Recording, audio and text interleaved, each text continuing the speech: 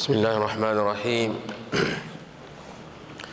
الحمد لله رب العالمين، والصلاة والسلام على أشرف الأنبياء والمرسلين، وأشهد أن لا إله إلا الله وحده لا شريك له، وأشهد أن محمدا عبده ورسوله صلى الله وسلم عليه وعلى آله وأصحابه ومن تبعهم بإحسان إلى يوم الدين. أما بعد، اللهم لا علم لنا إلا ما علمتنا وعلمنا ما ينفعنا وزدنا علما إنك أنت العليم الحكيم. اللهم إنا نسألك علما نافعا ورزقا طيبا وعملا متقبلا. Kaum muslimin, kaum muslimat, jemaah subuh yang dirahmati Allah, Assalamualaikum warahmatullahi wabarakatuh. Kita lanjutkan membaca kitab Sahih Muslim, kitab As-Siyam, bab yang ke-8 dari kitab As-Siyam, yaitu babu bayani anna ad-dukhula fi as-sawmi yahsulu bi tulu'il fajri wa anna lahu al-aklu wa ghayruhu hatta yatlu'a al-fajru wa bayanu sifatil fajri alladhi tata'allaqu bihi al-ahkamu min ad-dukhuli fi as-sawmi wa dukhulu waqti salati as-subhi wa ghairi dhalik. Bab penjelasan, keterangan tentang ad-dukhulu fi as-sawmi, masuknya atau mulainya puasa berlaku dengan terbitnya fajar, dan orang yang berpuasa boleh makan dan yang lainnya sampai terbit fajar. Penjelasan juga tentang sifat fajar yang berhubungan dengan hukum-hukum masuknya puasa, kemudian juga masuknya waktu salat subuh dan yang lainnya. Ini bunyi babnya, dan di terjemahan keterangan bahwa waktu berpuasa dimulai dengan terbit fajar atau terbitnya fajar, dan bahwasanya seseorang boleh makan atau melakukan hal lainnya sampai terbit fajar, disertai penjelasan tentang bentuk fajar yang berkaitan dengan hukum-hukum masuknya waktu berpuasa dan masuknya waktu sholat serta lainnya. Ada beberapa permasalahan di bawah bab ini atau di dalam bab ini. Yang pertama, mulai imsak. Kapan mulai imsak? Di situ pembahasan yang pertama yaitu dengan terbitnya fajar. Kemudian hukum bolehnya kita sebelum terbit fajar makan, minum dan yang lainnya yang dilarang ketika berpuasa. Kemudian permasalahan ketiga dalam bab ini adalah bentuk fajar yang dijadikan standar masuknya atau mulainya imsak dan yang lainnya. Kita baca hadis yang pertama di bawah bab ini, 2459.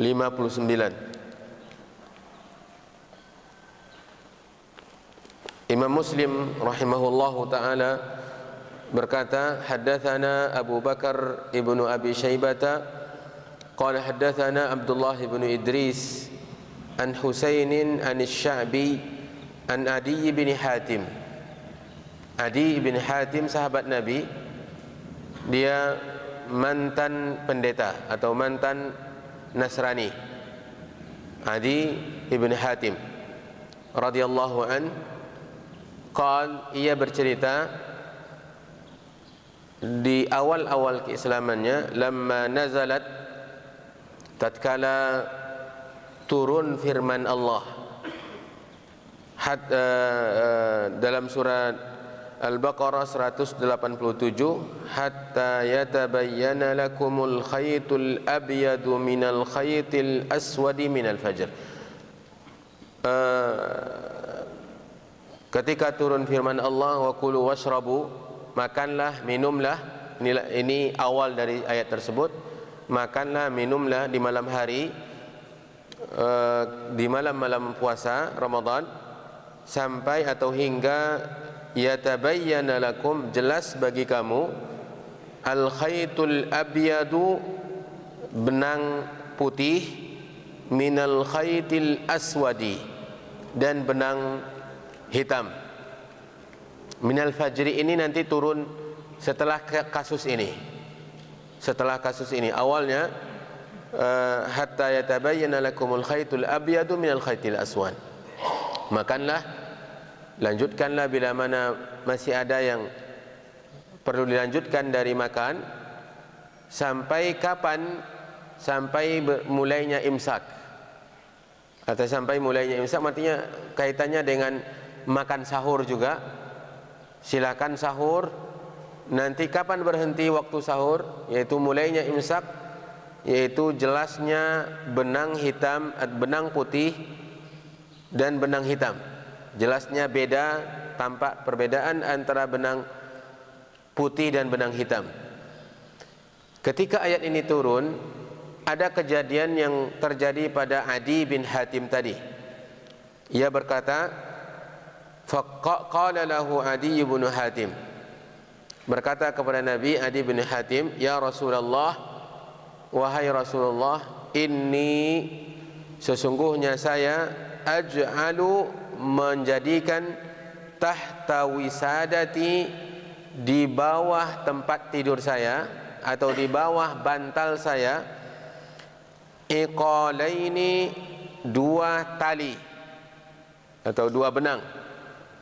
Iqalan abyadha, tali atau benang berwarna putih, wa iqalan aswada, dan tali atau benang berwarna hitam. A'riful laila minan nahar, untuk mengetahui habisnya waktu malam dan masuknya siang, sehingga saya mulai imsak berdasarkan ayat yang tadi turun. Ini kasus yang dilakukan oleh Adi bin Hatim radhiyallahu ta'ala an. Faqala Rasulullah SAW, maka Nabi SAW mengomentari cerita dan perbuatan, tindakan serta sikap Adi tadi dengan hadisnya. Inna wisadataka la'arid, berarti sesungguhnya bantal kamu itu benar-benar besar, benar-benar luas. Atau dalam riwayat lain, sesungguhnya bahumu atau badanmu benar-benar luas, besar. Kenapa? Karena innama huwa, karena sesungguhnya yang dimaksud dengan tali atau benang tadi adalah malam dan siang. Kalau sekiranya di bawah bantal kamu itu malam dan di bawah bantal kamu itu siang, berarti bantal kamu itu besar atau badanmu besar sehingga kamu letakkan siang dan malam di bawah bantal kamu. Sesungguhnya yang dimaksud dengan tali atau benang hitam dan benang putih itu bukan talinya, bukan benangnya, tetapi benang hitam itu adalah gelapnya malam dan benang putih adalah terbitnya fajar, masuknya waktu siang, hilang atau habisnya waktu malam. Itu yang dimaksud dengan benang, bukan tali yang kamu letakkan di bawah bantalmu. Jika berarti begitu, berarti bantalmu itu besar, luas, sehingga bisa diletakkan di bawahnya siang dan malam. Ini permasalahan yang pertama dijawab oleh hadis ini.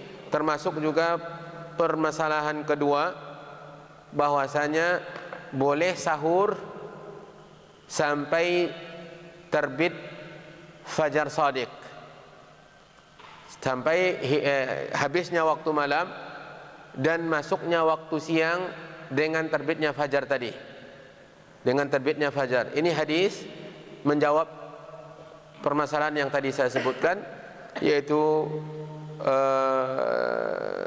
karena Allah Subhanahu wa taala dalam ayat 187 tadi berfirman, wa kulu washrabu, makan dan minumlah sampai jelas bagimu perbedaan siang dan malam, yaitu dengan terbitnya fajar. Bukan seperti yang dipahami oleh sahabat ini. Ini menunjukkan bahwasanya agama ini bukan sekedar memahami bahasa Arab. Dan ini juga menunjukkan bahwasanya di Adi bin Hatim orang Arab. Adi bin Abi Hatim Hatim bukan orang ajam, bukan non Arab, tapi dia orang Arab. Dan bahasanya, dalam bahasa mereka tidak mengenal istilah malam itu dengan diistilahkan dengan benang. Berbeda dengan bahasa Quraisy. Mereka biasa mengibaratkan malam itu dengan benang atau khayt. Jadi sehingga tidak ada orang-orang Quraisy yang keliru dalam memahami ini. Hanya beberapa orang, saya termasuk Adi bin Hatim ini, menunjukkan bahwasanya bahasa Arabnya dia, istilah malam itu biasa malam, tidak digunakan dengan istilah khayt. Tidak pernah digunakan dengan istilah khayt. Jadi ketika ayat itu turun, dia memahami keliru. Dan ini menunjukkan bahwasanya memahami Al-Quran mesti melalui sunnah. Ini menunjukkan bahwasanya agama ini bukan melalui logika. Saya kan sudah bisa bahasa Arab, saya bisa memiliki terjemahan dan sudah bisa membaca Al-Quran dan memahami maknanya. Bisa saja saya menafsir sembarangan, saya menafsirkan Al-Quran, menginterpretasikan Al-Quran dengan pemahaman moderat. Tidak, Al-Quran harus ditafsirkan oleh agama, oleh Rasulullah SAW. Ini sangat ditekankan di sini karena memang bukan modalnya bahasa Arab saja, tetapi justru harus dibimbing oleh yang membawa Al-Quran, yaitu Nabi Muhammad SAW. Ini menunjukkan bahwasanya para sahabat itu benar-benar terkontrol pemahamannya terhadap Al-Quran. Tidak terjamin lurusnya pemahaman mereka terhadap Al-Quran. Sehingga ketika kita membawa kaum muslimin untuk menjadikan mereka rujukan, menjadikan mereka sebagai rujukan dalam memahami agama, ini adalah ketenangan, memberikan ketenangan, karena mereka sudah terjamin benar pemahaman mereka terhadap Al-Quran. Karena ketika mereka keliru, langsung dibenarkan oleh syariat, yaitu Nabi Muhammad SAW.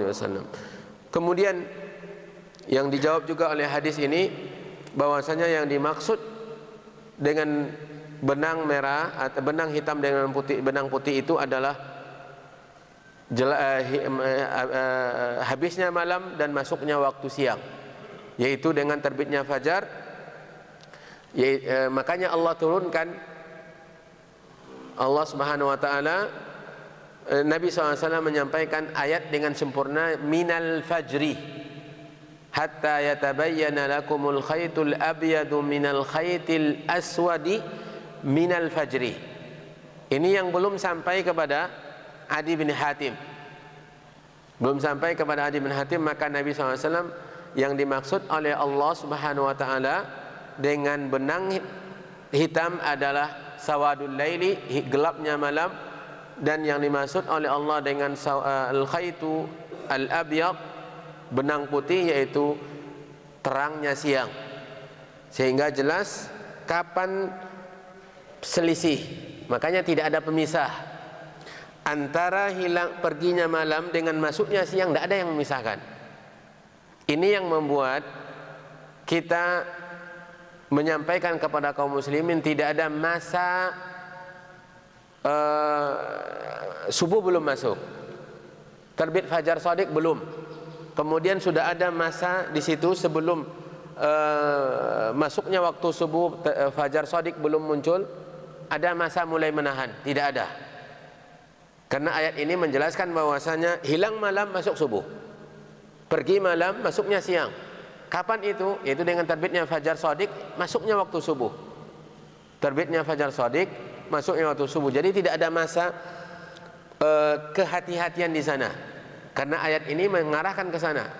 Wa kulu washrabu hatta yatabayyana lakumul khaytul abyadu minal khaytil aswad. Kita dibolehkan untuk tetap sahur sampai jelas proses perpindahan habisnya malam dengan masuknya waktu subuh. Tidak ada masa pemisah, tidak ada waktu yang memisah. Jadi kita tidak melihat adanya masa mulainya imsak, seperti yang berlaku sekarang ini. Dan ini pemahaman agama, bukan karena kita terlalu keras terhadap permasalahan-permasalahan, tidak, tetapi kita ingin mengarahkan kaum muslimin kepada pemahaman yang bertitik tolak kepada nas-nas agama. Jadi Allah perintahkan makan dan minum sampai jelas beda antara siang dan malam, yaitu apa yang membedakan? Terbitnya fajar, masuknya waktu subuh.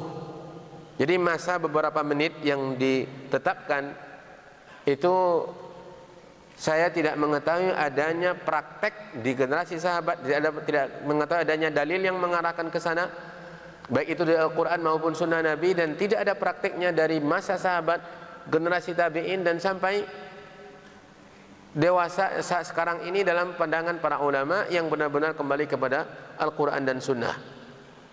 Jadi tidak ada masa berhati-hati, karena ayat ini mengarahkan justru tidak ada pemisah pergi malam dan masuk waktu siang, yaitu dengan terbitnya fajar. Ini kandungan hadis yang pertama. Kemudian kita baca hadis yang kedua, 2460.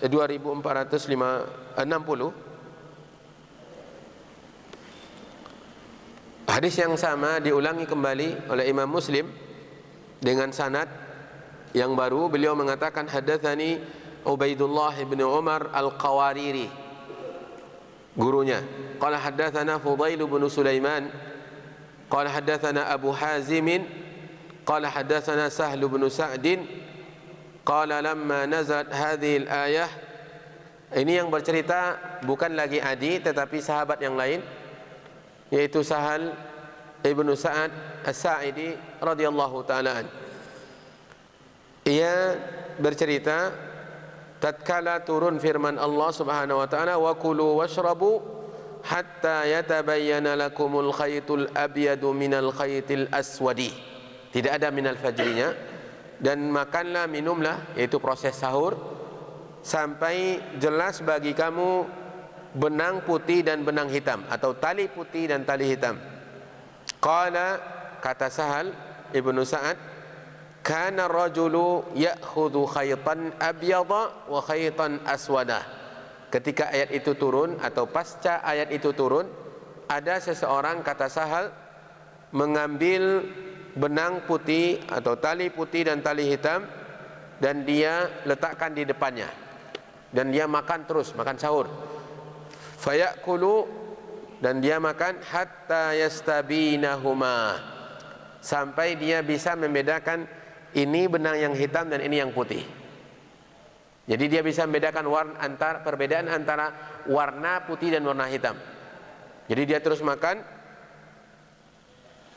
Kalau membedakan benang hitam, warna hitam dan warna putih dari benang tersebut, itu tidak akan mungkin bisa dilakukan kecuali sudah terbit matahari atau sudah mulai tampak terang sekali setelah subuh. Berarti perbuatan ini telah melampaui masa terbit fajar, karena ketika subuh masuk kita masih belum di tengah gelapnya, karena memang bukan dalam kondisi banyaknya lampu penerang sekarang ini, tapi ketika gelap. Di masa itu tidak ada cahaya, makanya para sahabat keluar ke masjid itu dalam keadaan gelap, dan bahkan ketika sholat mereka pun gelap, tidak ada lampu, sehingga mudah untuk membunuh Abu Bakar Siddiq radhiyallahu ta'ala ketika sholat subuh. Dan bahkan kejadian kasus yang terjadi yang diceritakan oleh para sahabat dalam sebuah hadis, ada seorang wanita yang baru masuk Islam dan dia belum mengetahui, dan sholat yang pertama yang ia lakukan setelah dia mu'allaf itu adalah sholat subuh. Dia tidak mengetahui sebelumnya bahwasanya saf wanita dengan saf laki-laki terpisah. Ketika dia masuk ke masjid, dia mau dekat dengan imam. Akhirnya dia masuk ke saf, dan ternyata dia masuk ke saf laki-laki. Wanita di tengah gelap. Kalau dia terang seperti ini kan bisa bedakan antara laki-laki dan wanita. Tetapi karena gelap, maka dia tidak bisa mengetahui ini adalah saf laki-laki, maka dia tegak di samping laki-laki. Ketika bersentuhan antara laki-laki dan wanita, tentu pasti ada magnetnya. Dia tidak merasakan karena dia tidak mengetahui itu sab laki-laki, tetapi yang merasakan adalah yang laki-lakinya. Sehingga dalam sholat itu dia berkata kepada orang yang di sampingnya ini dan mengatakan, demi Allah, apakah kamu laki-laki atau wanita? Dalam kondisi darurat, karena dia sudah merasa ada kontak dan ada keanehan dalam terasa oleh dia dari, karena memang harus menempelkan sab dan seterusnya. Laki-laki ini bertanya, maka apakah kamu, saya bertanya demi Allah, apakah kamu laki-laki dan wanita? Maka dia dengan terus terang, karena tidak mengetahui bahwasanya ini adalah sab laki-laki, dengan terus terang dia mengatakan saya wanita. Maka laki-laki itu berteriak dengan mengatakan, sungguhnya ini adalah sab laki-laki dan sab perempuan di sana, di belakang kita. Maka dengan segera wanita ini mundur dan pergi ke sab. Dia sendiri yang bercerita. Dia sendiri bercerita. Ini menunjukkan bahwasanya gelap masjid Nabi di waktu subuh. Bagaimana kita membedakan antara benang hitam dengan benang putih? Masuknya waktu subuh itu, cobalah matikan lampu semua, lampu luar rumah, lampu dalam rumah, jam 5 itu, dan lihat, bawalah benang hitam dan benang putih. Tidak akan mungkin kita bisa bedakan. Dan ini yang terjadi pada sahabat ini, sehingga dia terus tetap makan. Dan dia juga tidak melihat, mendengar adanya kejadiannya di pedalaman, tidak mendengar adanya azan. Maka dia terus makan dan minum, sehingga sudah selesai subuh dan sudah mulai setelah subuh baru terlihat perbedaan. Ini menunjukkan bahwa dia tetap makan, karena memang ayat ini mengarahkan ke sana. Ini kejadian yang diceritakan oleh Sa'ad, hatta yastabinaha, dan dia sudah sampai dia bisa membedakan warna hitam dan putih dari kedua benang tali yang ia letakkan di hadapannya. Sampai turun firman Allah Subhanahu wa taala, hatta anzalallahu azza wa jalla minal fajri, dari waktu fajar. Jadi yang dimaksud dengan benang, membedakan benang hitam dengan putih adalah terbitnya fajar. Bukan membedakan warna, tetapi terbitnya fajar.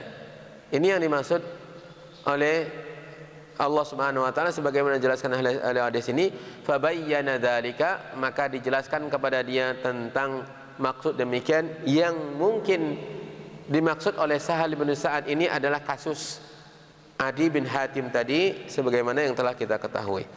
Hadis berikutnya 2461, Imam Muslim masih menceritakan tentang kasus tadi dari Sahal bin Sa'ad dengan sanadnya yang baru. Beliau mengatakan, haddatsani Muhammad bin Sahal At-Tamimi, gurunya, wa Abu Bakar bin Ishaq, gurunya yang kedua. Qala, kedua-dua gurunya berkata, haddatsana Ibnu Abi Maryam qala akhbarana Abu Ghassan qala haddatsani Abu Hazim an Sahl bin Sa'd radhiyallahu anhu qala lamma nazalat hadhihi al-ayah wa kulu washrabu hatta yatabayyana lakumul khaytul abyadu minal khaytil aswad, makan dan minumlah sampai jelas bagimu benang putih dan benang hitam. Qala fakana ar-rajulu idza arada as-sauma, dan adalah seseorang, kata Sahal, apabila dia ingin berpuasa, rabata ahaduhum fi rijlaihi al-khaytal aswada wal khaytal abyada, maka seseorang mengikatkan di kakinya benang putih dan benang hitam, atau benang hitam dan benang putih. Fala yazalu ya'kul wa yashrab, dan dia tetap makan dan minum ketika sahurnya, hatta yatabayyana lahu ri'yuhuma, hingga ia jelas baginya membedakan ketika melihat antara warna yang mana yang putih dan mana yang hitam dari dua benang yang ia lilitkan di kedua kakinya, yang ia letakkan dan ikatkan kedua kakinya, dan dia makan sahur terus sampai dia bisa membedakan antara dua warna di benang pada benang tersebut. Fa anzalallahu ba'da dzalika, lalu Allah turunkan firman-Nya, minal fajri, yang dimaksud dengan perbedaan antara benang hitam dan benang putih tadi adalah waktu fajar atau terbitnya fajar. Fa'alimu, maka mereka pun tahu, annama ya'ni bidzalikal laila wan nahar, yang dimaksud dengan benang hitam adalah malam, dan yang dimaksud dengan benang putih adalah siang. yang memisahkan antara siang dan malam, yang menghentikan aktivitas makan dan minum, semua yang membatalkan puasa, yaitu terbitnya fajar. Terbitnya fajar, itulah yang memisahkan. Kapan mulainya bisa terpisahnya malam dengan siang? Dengan terbit fajar. Itulah celah yang sedikit, pemisah yang sangat tipis sekali. Ketika terbit fajar berarti malam sudah habis, siang sudah masuk. Tidak ada masa yang memisahkan antara siang dan malam dengan masa mulainya menahan. Ini yang kita pahami, bukan karena taklid, bukan karena kita terpengaruh oleh mazhab Wahabi yang karena belajar dari Arab Saudi, enggak, karena kita dibimbing untuk memahami dalil seperti itu. Memahami dalil dengan penjelasan para ulama dari mulai prakteknya di masa Nabi SAW sampai diabadikan oleh penjelasan-penjelasan para ulama dalam kitab-kitab mereka. Hadis, berapa buah hadis lagi? Masih banyak ya? Ya, masih banyak. Mungkin kita hanya cukupkan sampai hadis 2461 tadi, dan insyaallah besok kita akan lanjutkan kembali. Dan 3 hadis yang tadi kita baca menjawab beberapa poin yang ada dalam bab, yaitu waktu berpuasa dimulai dengan terbitnya fajar, bukan dimulai waktu puasa itu sebelum terbit fajar, tetapi mulainya dengan terbit fajar berdasarkan kasus yang dijelaskan dalam 3 hadis yang tadi kita bacakan. Mudah-mudahan ada keberkahan dan manfaatnya. Wallahu ta'ala alam, wa sallallahu wa sallam wa baraka wa an'am ala nabiyyina wa habibina Muhammad ibn Abdullah wa ala alihi wa sahbihi wa man tabi'ahum bi ihsan ila yaumiddin. Subhanakallahumma wa bihamdika asyhadu an la ilaha illa anta astaghfiruka wa atubu ilaik. Wassalamu alaikum warahmatullahi wabarakatuh.